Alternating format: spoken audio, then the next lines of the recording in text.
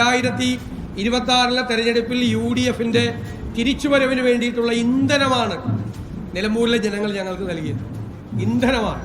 ആ മുന്നോട്ടുള്ള പ്രയാണത്തിന് കരുത്തു പകരാൻ ഞങ്ങൾക്ക് ആത്മവിശ്വാസം പകർന്നതാണ് നിലമ്പൂരിലെ ജനങ്ങൾ ചെയ്തത്.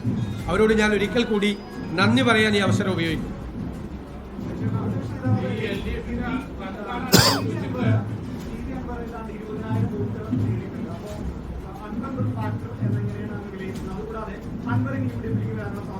അല്ല, അതൊന്നും നമ്മളിപ്പോൾ ഇവിടെ ചർച്ച ചെയ്യേണ്ട സമയമല്ലല്ലോ. എങ്ങനെയൊന്നും ചർച്ച ചെയ്യേണ്ട സമയമല്ലല്ലോ. UDF ഒരു തീരുമാനം എടുത്തിട്ടുണ്ട്. ആ തീരുമാനം UDFനെ ചർച്ച ചെയ്യാൻ പറ്റുള്ളൂ. ഒരു തീരുമാനവും ഞാൻ ഒറ്റയ്ക്ക് എടുക്കുന്ന തീരുമാനമല്ല.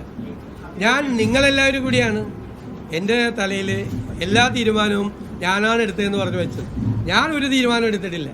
എനിക്ക് അതിൻ്റെ ക്രെഡിറ്റും വേണ്ട. ഇപ്പോൾ തീരുമാനം എടുത്തതുകൊണ്ടാണ് ജയിച്ചതെന്നുള്ളതിൻ്റെ ക്രെഡിറ്റും വേണ്ട. ഞാൻ ഒറ്റയ്ക്ക് ഒരു തീരുമാനം എടുത്തിട്ടില്ല. അതാണ് UDFന്റെ പ്രത്യേകതയെന്ന് കുറേ മാധ്യമങ്ങൾ അത് മനസ്സിലാക്കാതെ പോയി. UDFന്റെ മാറ്റം, UDF ഏത് ലെവലിലേക്ക് പോയി എന്നുള്ളത് മനസ്സിലാക്കാൻ ചില മാധ്യമങ്ങൾക്ക് കഴിഞ്ഞില്ല. UDF ആണ് തീരുമാനം എടുക്കുന്നത്, VD സതീശനല്ല. എന്നിട്ട് അവരെന്നെ ചുമതലപ്പെടുത്തുവാണ് അത് പറയാൻ വേണ്ടിയിട്ട്. സ്വാഭാവികമായിട്ടും ഞാനല്ലേ പറയേണ്ടത്, അല്ലെങ്കിൽ കൺവീനർ പറയണം. അത്രയേ ഉള്ളൂ. ആ UDF എടുത്ത തീരുമാനങ്ങളെല്ലാം ശരിയായിരുന്നു എന്നാണ്, അതിനെ അടിവരയിട്ടാണ് അവിടുത്തെ ജനങ്ങൾ തന്നിരിക്കുന്നത്.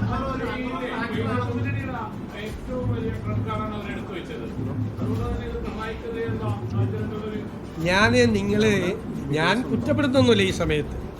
നിങ്ങളല്ല എന്തായിരുന്നു കഴിഞ്ഞ കുറേ ദിവസകാലമായി ചെയ്തതെന്ന് നിങ്ങളൊന്ന് വിലയിരുത്തും. നിങ്ങൾ എന്തായിരുന്നു സ്ഥാനാർത്ഥി പ്രഖ്യാപനം മുതൽ നിങ്ങൾ ചെയ്തത് എന്തെല്ലാമായിരുന്നു എന്ന് നിങ്ങളൊന്ന് വിലയിരുത്തും. കുറേ മാധ്യമങ്ങൾ ഒരു തെരഞ്ഞെടുപ്പൊക്കെ നേരത്തെ എനിക്കതിലൊന്നും ഒരു പരിഭവമില്ല. പക്ഷേ നിങ്ങൾ ഓരോന്ന് നിങ്ങൾ എന്തെല്ലാം വാർത്ത കൊടുത്തു. പാണക്കാട് തങ്ങൾ, അതായത് മുഖ്യമന്ത്രി ഉദ്ഘാടനം ചെയ്ത LDF കൺവെൻഷൻ്റെ 3 ഇരട്ടി വലിയ കൺവെൻഷനായിരുന്നു UDFന്റെ കൺവെൻഷൻ. അത്ര വൈബായിരുന്നു ആ കൺവെൻഷൻ. അതിൻ്റെ ഗ്രേസ് കളയാൻ വേണ്ടി പറഞ്ഞു പാണക്കാട് തങ്ങൾ ബഹിഷ്കരിച്ചെന്ന്. സാദിഖലി തങ്ങൾ ഹജ്ജിന് പോയ തങ്ങൾ ബഹിഷ്കരിക്കുകയാണ്. പാണക്കാട് കുടുംബം ബഹിഷ്കരിച്ചെന്ന് പറഞ്ഞു. പാണക്കാട് കുടുംബം UDF കൺവെൻഷൻ ബഹിഷ്കരിച്ചാൽ കുഞ്ഞാലിക്കുട്ടി സാഹിബ് മുതൽ കുഞ്ഞ് ആ വേദിയിലുണ്ടാവോ? നിങ്ങൾ ഞങ്ങളെ ദ്രോഹിക്കാൻ വേണ്ടി ചെയ്താ. എന്തെല്ലാം കാര്യങ്ങൾ ചെയ്തു, ഏതെല്ലാം തരത്തിൽ ചെയ്തു. പ്രതിക്കൂട്ടിൽ നിർത്തിക്കൊണ്ട് വിചാരണയായിരുന്നു. എനിക്ക് ഒരു വിരോധമില്ല.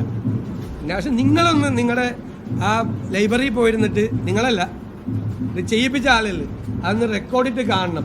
ഇത് തന്നെ ഞാൻ ഞങ്ങളുടെ പ്രവർത്തകരോട് പറഞ്ഞത്, നിങ്ങൾ വിഷമിക്കണ്ട. കാരണം പാലക്കാടും അവരിത് തന്നെയായിരുന്നു. പോളിംഗ് കഴിഞ്ഞിട്ടും ഇത് തന്നെയായിരുന്നു. ഇതെല്ലാം തന്നെയായിരുന്നു. കുഴപ്പമൊന്നുമില്ല. എല്ലാവരും അല്ല കേട്ടോ, എല്ലാവരും അങ്ങനെ നമുക്ക് പറയാൻ പറ്റില്ല. എല്ലാവരും അല്ല, കുറേ ആളുകൾ. അത് നല്ലതല്ല. കേരളത്തിലൊരു അതല്ല, യാഥാർത്ഥ്യത്തിനും വളരെ അകലെയായിരുന്നു. വിശകലനങ്ങൾ, ചർച്ചകൾ എല്ലാം വേറെ അകലമായിരുന്നു. എല്ലാവരും കാത്തിരുന്നത് എന്തിനാണെന്ന് എനിക്കറിയായിരുന്നു. അല്ല, പറഞ്ഞല്ലോ.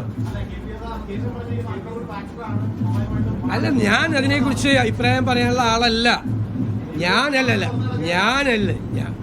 UDF ഒരു തീരുമാനം എടുത്തിട്ടുണ്ട്. ഇനി UDFന്റെ തീരുമാനം എടുത്തു കഴിയുമ്പോൾ ഞാൻ നിങ്ങളോട് പറയാം. VD സതീശനായിട്ട് ഒരു തീരുമാനം ഒരു കാര്യത്തിൽ എടുക്കില്ല. എനിക്കതിനുള്ള അനുവാദമില്ല. ഞങ്ങളുടെ ഏറ്റവും വലിയ അത് ഞാൻ കളയേയില്ല.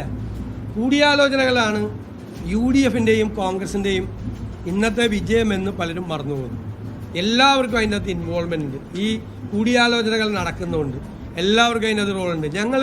നിങ്ങളതൊന്നും നല്ലതൊന്നും പറഞ്ഞില്ലല്ലോ. എല്ലാ ഇലക്ഷൻ പ്രഖ്യാപിച്ച് 24 മണിക്കൂറിന് മുമ്പ് സ്ഥാനാർത്ഥി യുനാനിമസ് ആയിട്ടാണ് ആര്യാടൻ ഷൗക്കത്തിൻ്റെ സ്ഥാനാർത്ഥിത്വം കേരളത്തിൽ നിന്ന് ഡൽഹിയിലേക്ക് അയച്ചത്. അവരപ്പോൾ തന്നെ അപ്രൂവ് ചെയ്തിങ്ങ് തന്നു.